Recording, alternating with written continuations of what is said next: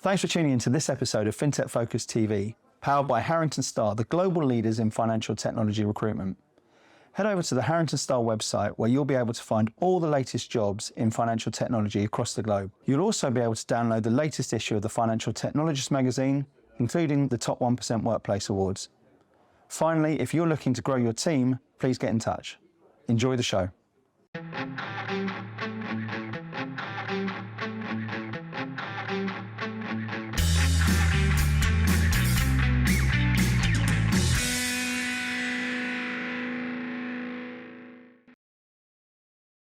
Hello and welcome to another episode of FinTech Focus TV with me, Toby, and today we are in New York City live at the Fix America's Trading Conference, and we've got one of the industry greats here in front of us today. Kevin Houstoun at Rapid Edition, how are you? I'm very good, thank you. How are you? Thank you for having me on your program. Yeah, well, look, it's great to have you on here. It's been a while, and I've been wanting to have you in here. We've had Mike on it representing the business for a long time. Rapid Edition's gone through an incredible couple of years, in my opinion. You guys are doing some fantastic things, and very much in the heart of this sort of Fix community as well, which is important. No, I mean, my involvement with Fix, as you know, goes on since the very origins. I was in the room when we made the decision that Salomon Brothers, Goldman Sachs, Fidelity and Putnam's were going to implement a protocol that Solis and Fidelity had been working on called SBX, but we had to change the name because we didn't think Goldman's would be ready to implement anything called the Salomon Brothers Exchange Protocol. Yeah, and that's where it came from. So I didn't actually know that. So it's like you're the godfather of Fix in general. I'm not, no, I was there at the meeting. I was there. Other people had done most of the work.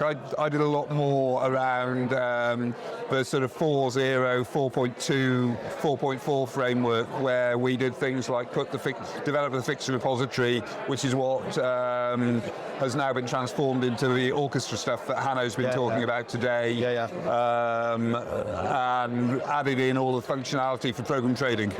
So standing on the shoulders of giants. So standing on the shoulders of giants, yes, very much so. So listen, we're going to talk a little bit about what you've been on the panel talking about in a minute as well. But before we do that, Kevin, just you've given a little bit of context there. I used the term industry legend, which I think is fair earlier on. But tell us a little bit about your background. Tell us a little bit about yourself, and then also Rapid Edition and the whole story behind it. Well, I started in engineering originally. I worked on. I was sponsored by Lucas Aerospace through university. I worked on some of the technology that's now part of the hardware that's used for stealth bombers and stealth aircraft, specifically alternators that didn't produce sparks and therefore don't generate a radar signal. After doing that, I realized that engineers don't end up in higher senior management in our industries in the UK, so I joined Pete Marwick where I trained as an accountant. I then left them and bought a superconducting magnets business out of receivership. I turned that business around and it ended up floated on the Swedish Stock Exchange, and through that I got to know the guys at Robert Fleming's quite well. Okay. After I'd finished that, they asked me would I join them, and I agreed that I'd work with them on a retainer, and they asked, mostly looking at areas they were investing in rather than as an integrated part of the technology team. But one of them, on one occasion, they said, would I go to New York to look at this project they were thinking of getting involved in that was with Goldman Sachs, Salomon Brothers, Putnam and things. And hence I was at that meeting where the name of Fix got created. There it starts. And there it starts. And I haven't been able to escape the world of Fix ever since. Well, it's not a bad captor, is it? Yeah. If you think about it. And I was been saying all the way through this that the genuine sense of community in here when we go to London, etc., etc. I just think it's a great community that really forges that collaboration and helps people solve complex problems together.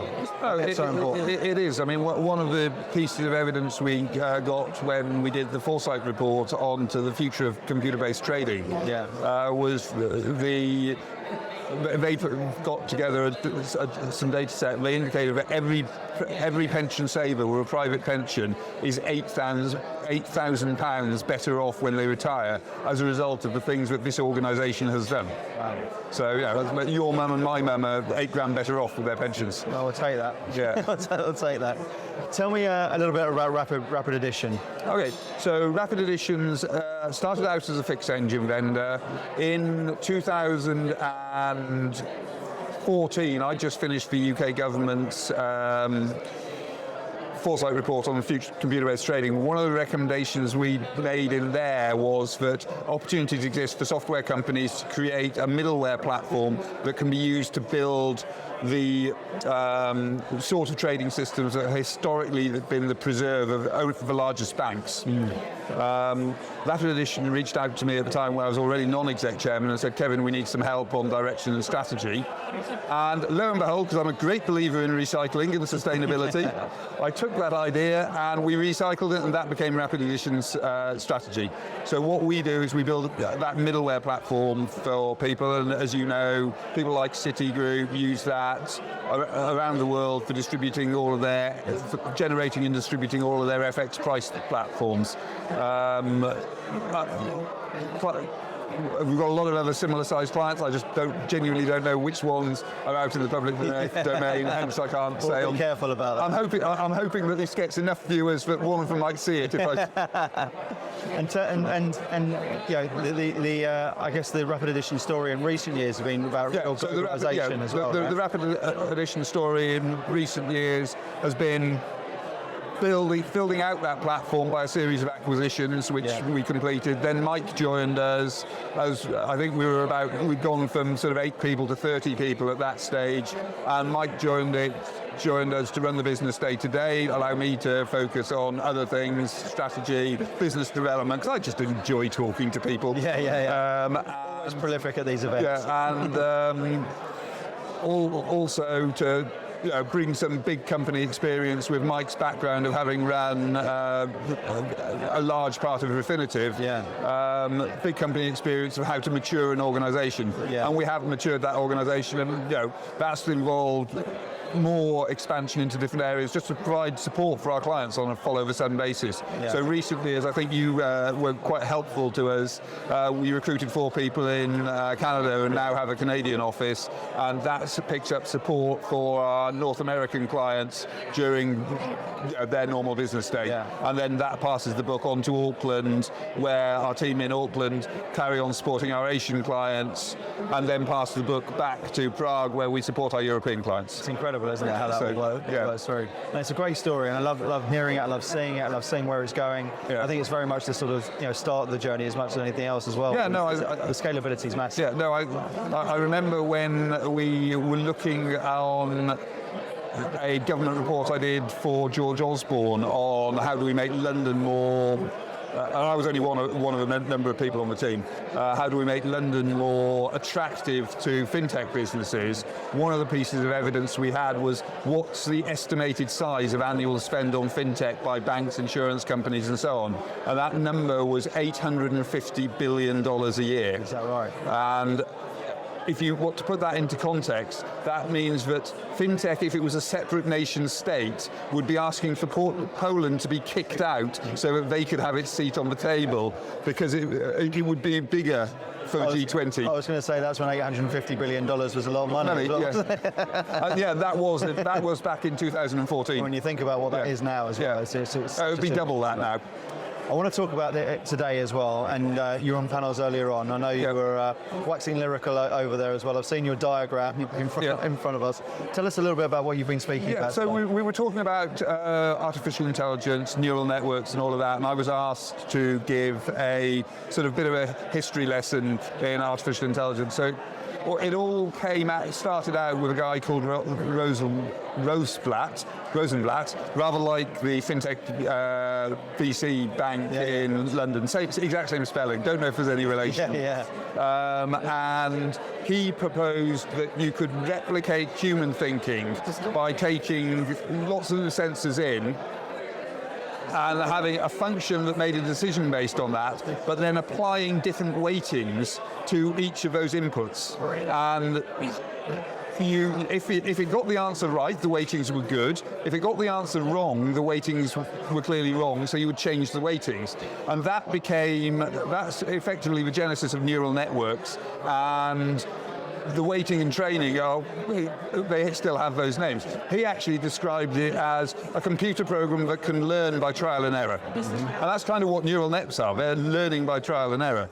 So I then talked about Minsky. I talked a little bit, who was one of the critics of that work, and he introduced the idea of backward propagation into neural networks.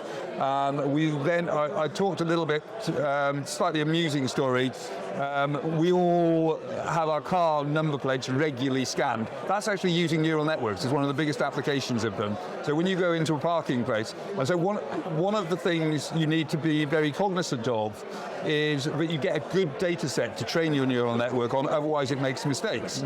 So with car number plates, neural nets for most countries are trained on 8 and 9 digit number plates. I drive a car which has a 5-digit number plate, and most of the time when Just to get away with it all. No. Most of the time when I get to the airport, it's covered in mosquitoes because I've driven down from Andorra. Yeah, sure. So it's lots of black dots around a 5-digit number, and therefore the neural nets don't recognise it correctly. What we've had to do via sort of health of Andorra Telecom and their role in Andorra is we've got all the neural nets for Andorran car parks trained on 5-digit number plates, and they work perfectly.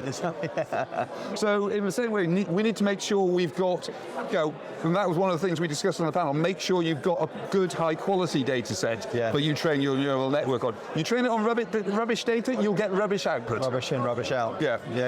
And I think that's been a sort of real flow of what's been talking about, is about the context of that data and it's and the quality of it, and actually just work out what sort of data you actually want to be investigating, and not just letting it I guess not just letting it give weight to the assumptions you've already made. Yeah. And I think that's been a sort of real. Yeah, no, that's one of the sources of bias in your data. If you've got a historical process that's been biased in some way towards a particular outcome, and you feed that data into a neural net, it will just learn to be biased. Yeah. In that exact same way. So final question for you. If we were talking about the panel you're on and your sort of view of the world with AI, etc., that you've scoped out the history lesson you got through. If you wanted people to leave that session with 2 or 3 pearls of wisdom that they can take away and be thinking about back at their desk tomorrow, what do you think those things should be? Data quality is massively important, so make sure that you're getting the right data. Don't try and be too general and too broad. So think about making sure that your data set isn't contaminated with data from unrelated problems. One of the other speakers on the panel said, we're making sure we train it just on the data from our equities support. We don't want any data from fixed income support. We don't want any data from FX support, because that will just make it, they'll end up sometimes investigating the wrong system on an unrelated matter. So data quality is important. Think about what you're trying to do and what question you're actually asking the neural network, because you can make